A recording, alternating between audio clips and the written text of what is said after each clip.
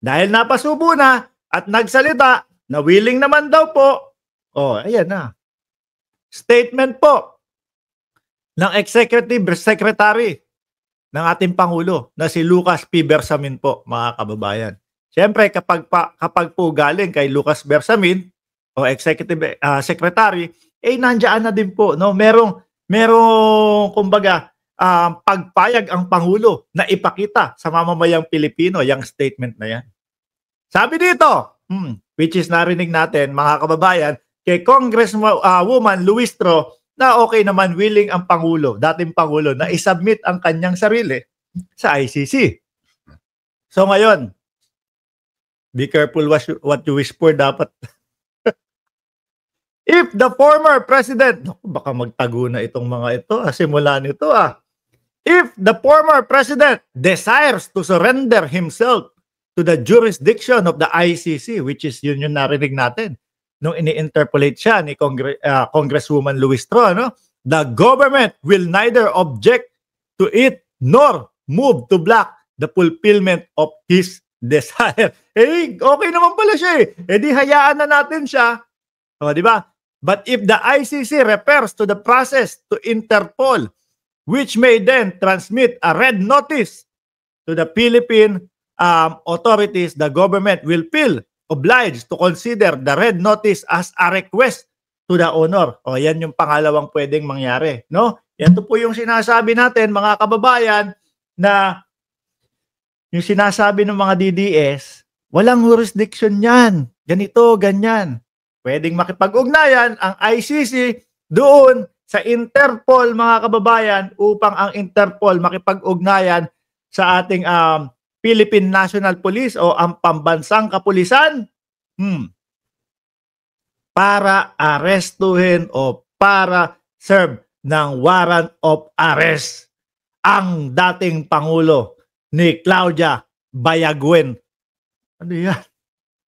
Ba't yan apelido mo, Bayagwen?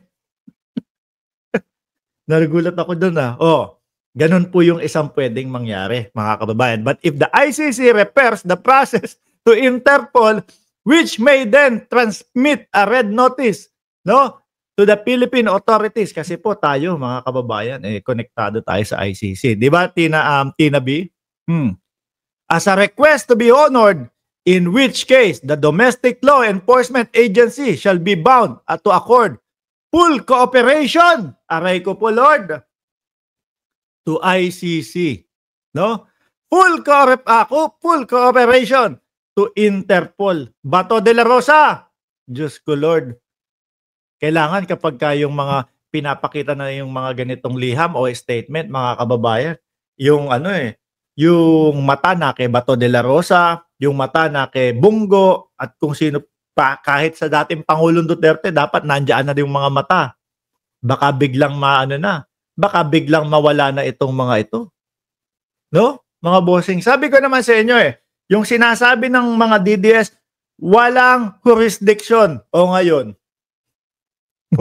baka bibigyan na. Kasi meron pang ipinaliwanag si Nery Colmenares. Si Attorney Nery Colmenares, mga kababayan, may ipinaliwanag siya na dati pa natin pinapaliwanag dito sa vlog natin na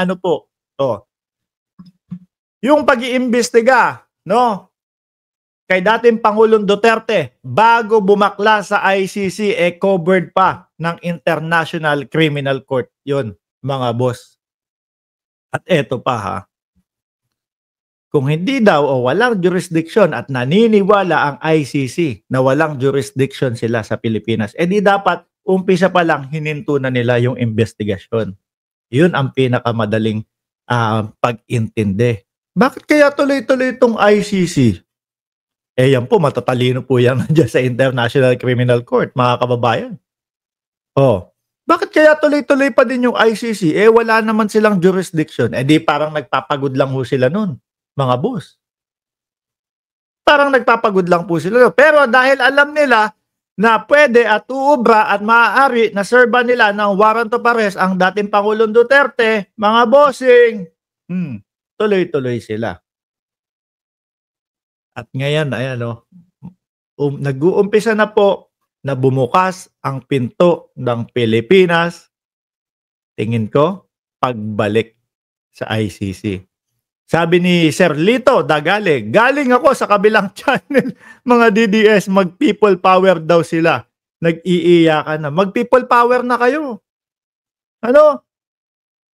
Dagdagan nyo na yung 17 na pumunta doon sa EDSA. Oh. Biruin mo pag nagpatawag ang dating Pangulong Duterte ng ng EDSA ninyo, walang pumupunta sa inyo. O ngayon, naiipit na, napasubo na ang dating Pangulo. Ngayon, magpi-people power kayo? May pupunta ba?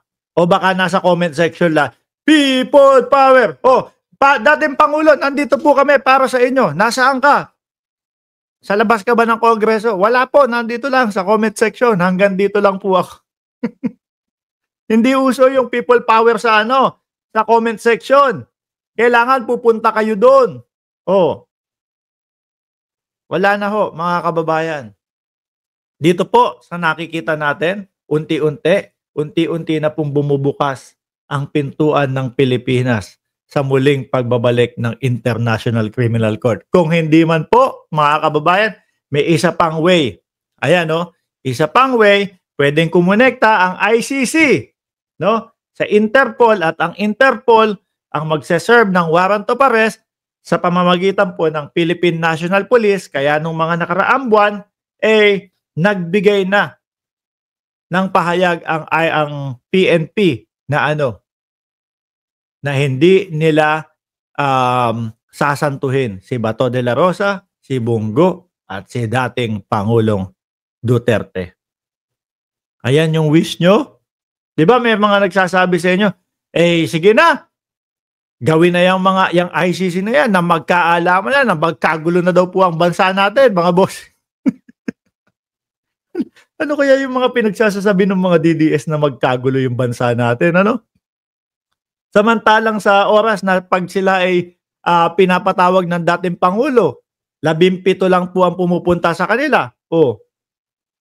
Baka naman, wag nyo nang sabayan, Baka naman pag sinabayan kayo ng mga sumusuporta sa gobyerno,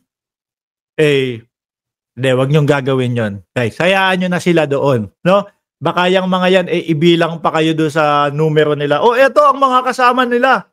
Ito ang mga kasama namin dito sa EDSA. Pati kayo ibinilang doon sa people power nila. Huwag nyo lang gawin yon. Kuyog sa inyo yan,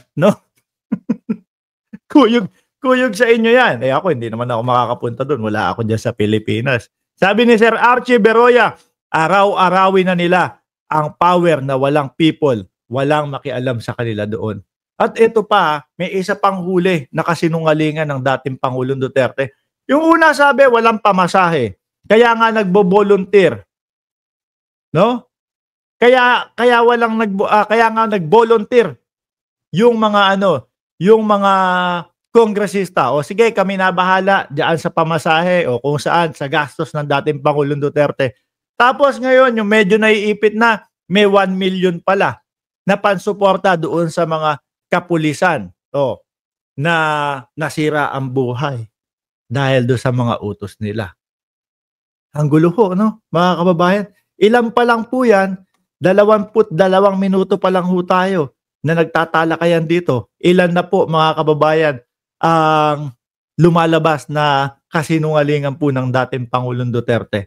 Una, ang sabi niya, ineffective daw po. Tapos biglang nung nahuli ni Abante, ineffective ba? Di dapat pala pumasok ang ICC. Ay hindi po, iba na lang. Kulang na lang po. Hindi na po ineffective. Isa yon.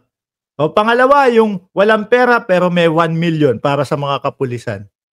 Mga DDS talaga, ang daling mauto, mga bossing. Alam nyo kung bakit paulit-ulit ang dating Pangulong Duterte tsaka sila Panelo ng pang-uuto? Dahil merong mga DDS na uto-uto. Kung walang magpapauto, di walang mang-uuto. Di ba? Eto pa, mga bossing.